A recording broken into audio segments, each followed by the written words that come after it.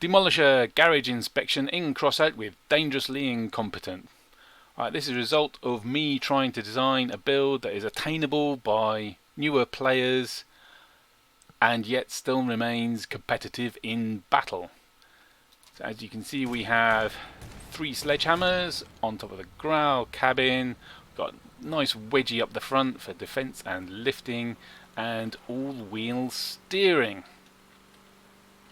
When you're a newer player, one of the things that limits your builds is coin. You just don't have enough money for all the really good stuff, so you have to make do with blues. I've limited this build to blue parts only to keep the price down. So as you can see, all blue, all the stuff you can craft and buy on the marketplace, it's only blues, and that keeps the price down to 240 coins. Next on the list of things that is limiting your build is the total parts. I've kept the total parts down to 44, which means you only need to be level, where has it gone? 10. You only need to be level 10 in the engineers, because that gives you a part limit of 50, easily achievable. And then you've got to worry about the structure parts. Mostly there's some lunatics in there, some engineers, and there's a bit of fire starters. Okay, that might be a bit on the high side, but let's have a look. We've got that roll over in the downstream of fire starters, and then there's some Steppenwolf stuff as well, and then we got 2 small plows. Those are the limiting things. Let's start with the 2 small plows first, because you need to get them, you need to be in the nomads. Yeah, nomads. Level 8, I believe it was. Let's start at the top. There's 1, and there's a 2nd. So you need to be level 8 in the nomads, and then to get the fire starter part, they're not that high, I believe.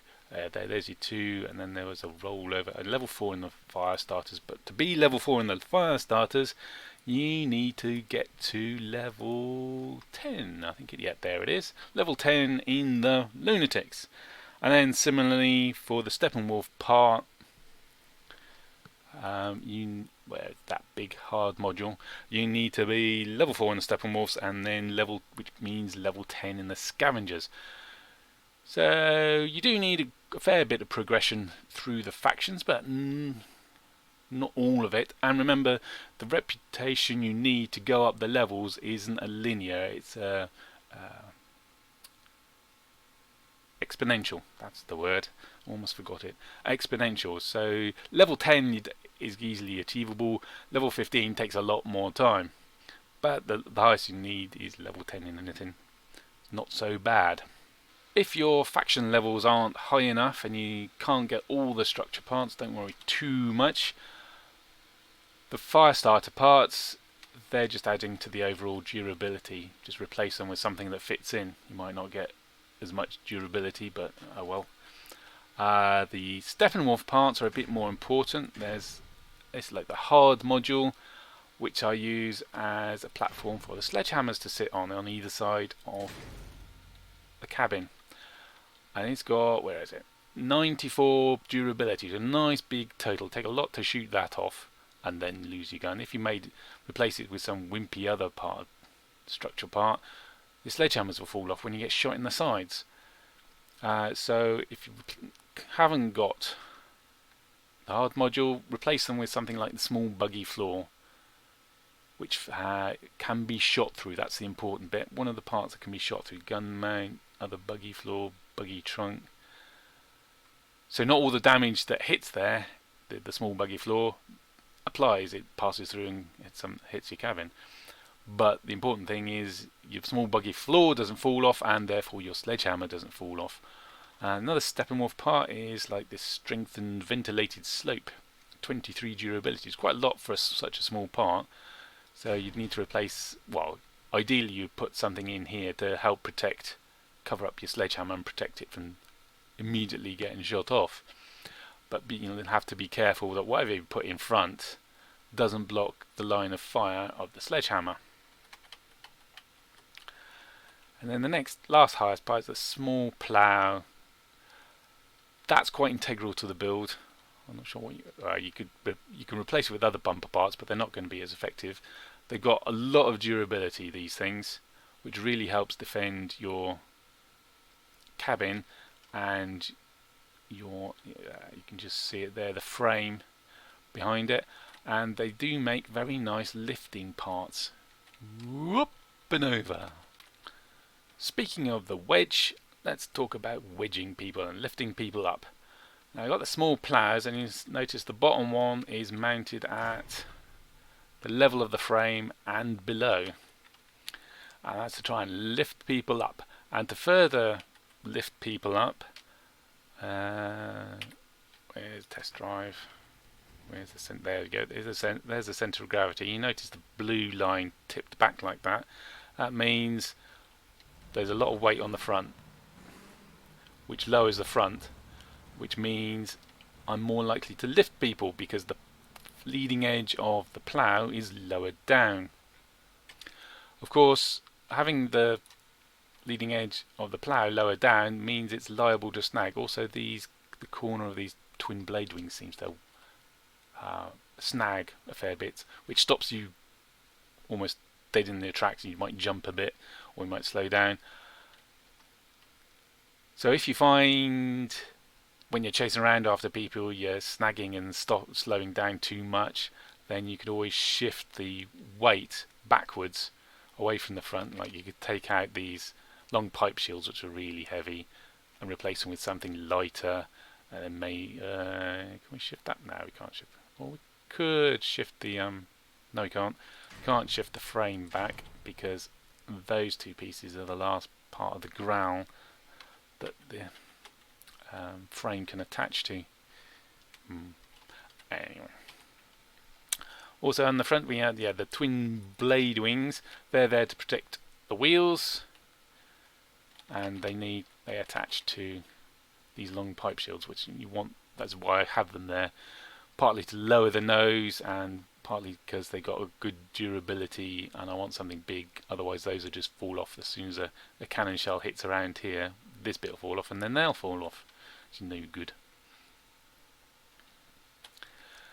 The other reason of weighting the front, of course, is all the sledgehammers are hidden behind the cabin, and they'll be hidden behind parts, which restricts their arc of fire. They're not. The back one can only shoot level, so you have to. If the whole body of the vehicle is lowered at the front, then the rear shotgun can fire down, and those side sledgehammers can fire down as well. Hatchets are a popular choice for wedges, and they're good for lower level players because they come from the engineers rather than the nomads for the plough. So you often see, where's the hatchet? There we are. Range like so, and they're very good at lifting, and they also do a lot more damage on impact, which also makes them popular. But I don't tend to get along with them so well because they're so much longer. They're 4 squares long that way, whereas the small plough only sticks out 2, and it's already in front of the racing wheel. So when you come to a dip and then you come up, your whole vehicle could be pointing down slope, whereas the hatchet is encountering the upslope out of the dip because it's so far in front of the wheels. I mean, the vehicle's only going to start tipping up when the wheels hit there. Well, without snagging and stopping them. So that's why I didn't have hatchets. They just snagged far too much.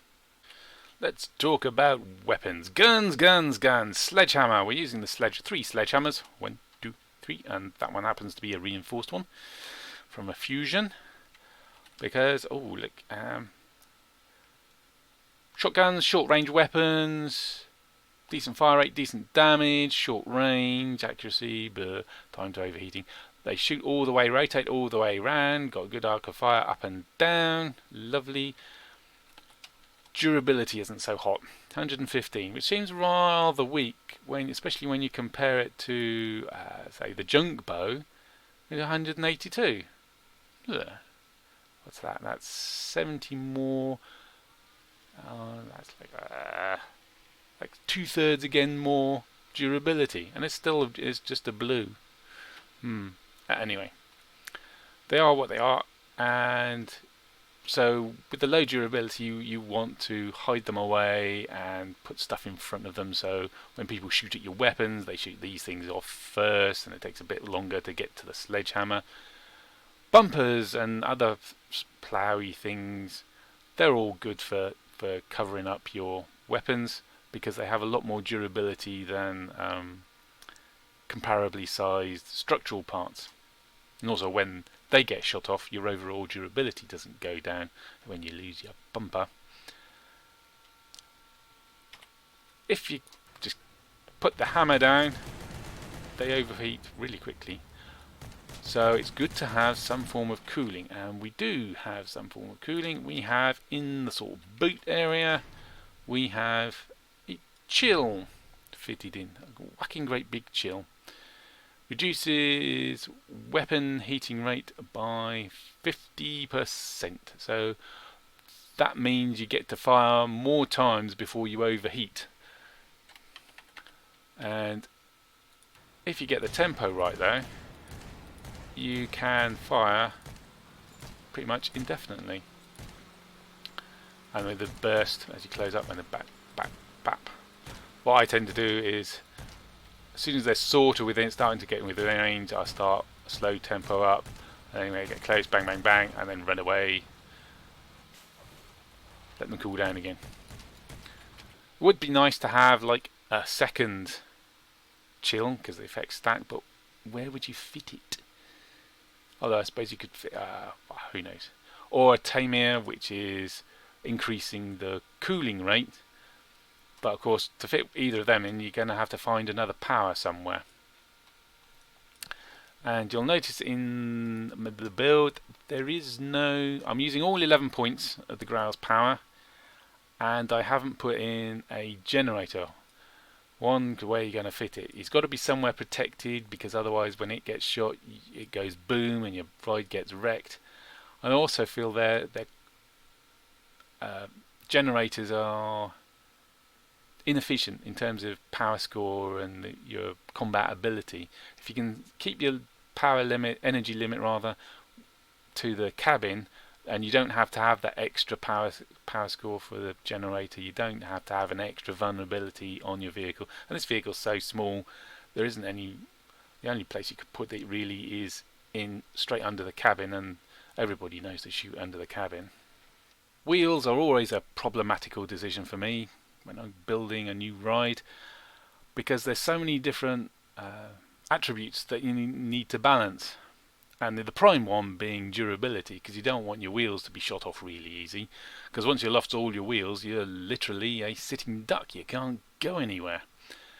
But the higher durability stuff have a higher mass, that tends to give you higher tonnage, but then it has a higher power loss, and that power loss is important because every wheel reduces the amount of power you have, and the less power you have, the lower your acceleration. And when you're maneuvering for position, for advantage, especially when you're a short range or a melee build, acceleration is really, really important, really helpful for getting your shots in, wedging people, avoiding being in front of, a tsunami cannon or whatever.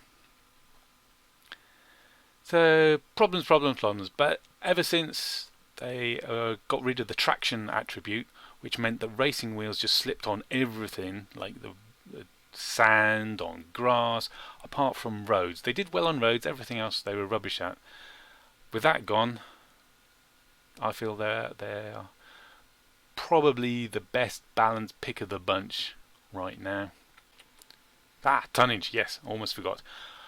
I've got a Growl with a fused cabin for tonnage, which is what I normally use, but in this case I deliberately didn't use it, and even though I've got the Bulldog, the co-pilot, and as an experienced player I've earned all the skills, and I've paid to unlock the skill levels, and I've got all the stuff, especially mini heavyweight, Growl cabin tonnage plus 500 kilograms.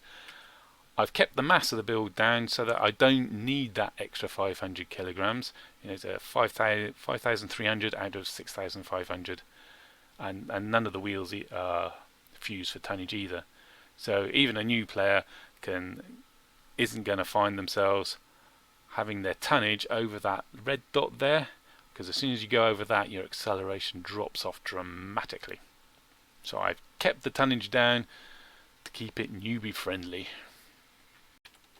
Lastly, let's have a look underneath, and you'll notice there's no fuel barrel or fuel tank. They're just too vulnerable on such a small build.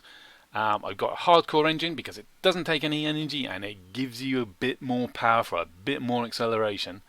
And then my favoritist ever blue part, the Maxwell, that's fused for full range, that gives it a bit of extra, well, 30% extra, but even the unfused version is great.